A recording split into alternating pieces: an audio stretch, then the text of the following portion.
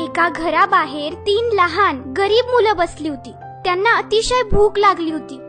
काही वेळाने त्या घरातून एक महिला बाहेर आली.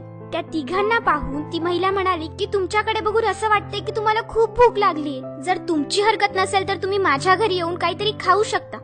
ती मुलं म्हणाली की हो, आम्हाला खरंच खूप भूक लागली आणि आम्ही येऊ शकतो. आमची इच्छा आहे तुमच्या घरी जेवायला यायची, पण आम्ही तिघं एकाच वेळी एकाच घरात नाही जाऊ शकत. माझं नाव आहे धन, पैसा. हा जो माझ्या बाजूला दुसरा मुलगा बसलाय त्याचं नाव आहे सफलता, सक्सेस. आणि हा जो तिसरा मुलगा आहे ना त्याचं नाव आहे प्रेम, लव. तर तुम्ही आमच्या तिघांमधून कोणाला तरी एकालाच तुमच्या घरी घेऊन जाऊ शकता. बाकीचे 2 जण बाहेरच राहतील. आता तुमची मर्जी आहे की तुम्हाला कोणाला घेऊन जायचंय ते.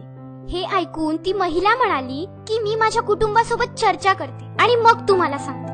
तिने तिच्या फॅमिलीला येऊन सगळं सांगितलं. तेव्हा तिचा पती म्हणाला आपण पैशाला इन्व्हाइट केलं तर तिथे जे धन आहे त्याला आपण बोलवू, म्हणजे आपल्या घरी पैसा येईल आणि आपण आपल्या सगळ्या इच्छा पूर्ण करू शकू. त्यावेळी त्याची वाईफ म्हणाली नाही, याहून चांगलं तर असं आहे की आपण सक्सेसला आपल्या घरी बोलवू, सफलताला आपल्या घरी बोलवू.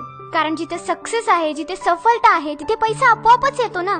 त्या दोघांचा हा संवाद चालू असताना शेजारी त्यांची एक छोटी मुलगी बसली होती. ती बोलली की आपण प्रेमाला इन्व्हाइट करूया. जर आपल्या घरी प्रेम येईल तर आपल्या घरात आनंद आपोआपच येऊन जाईल.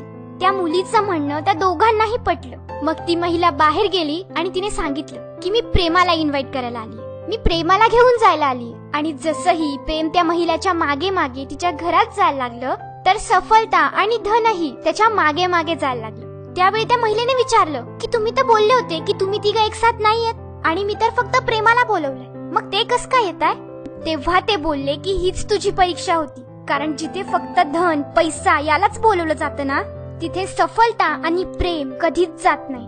आणि जिथे फक्त सफलताला बोलवलं जातं तिथेही प्रेम आणि पैसा थोडा मागे राहून जातो. पण ज्या ठिकाणी, ज्या घरात प्रेम असतं ना, आपुलकी असते ना, तिथे सफलता, धन, पैसा दोघीही मागे मागे येतात.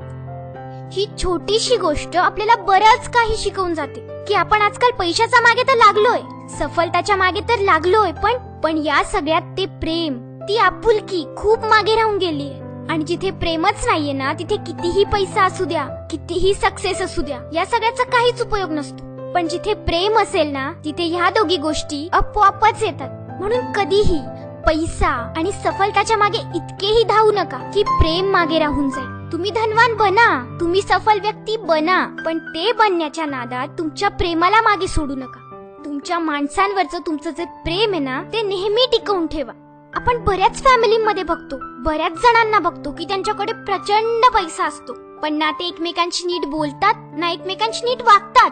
मग काय फायदा त्या पैशांचा? सांगा ना, काय फायदा? कशासाठी कमवतो आपण पैसा? आनंदासाठी. पण आपण पैसा कमवण्यात इतके गुंतून जातो की आपण विसरूनच जातो की आपला खरा आनंद काय. खरा आनंद तर आपल्या फॅमिली सोबत प्रेमाने राहण्यातच आहे. म्हणून कधीही सफलता आणि धनाच्या मागे इतकंही लागू नका की तुमचं प्रेम मागे राहून जाईल.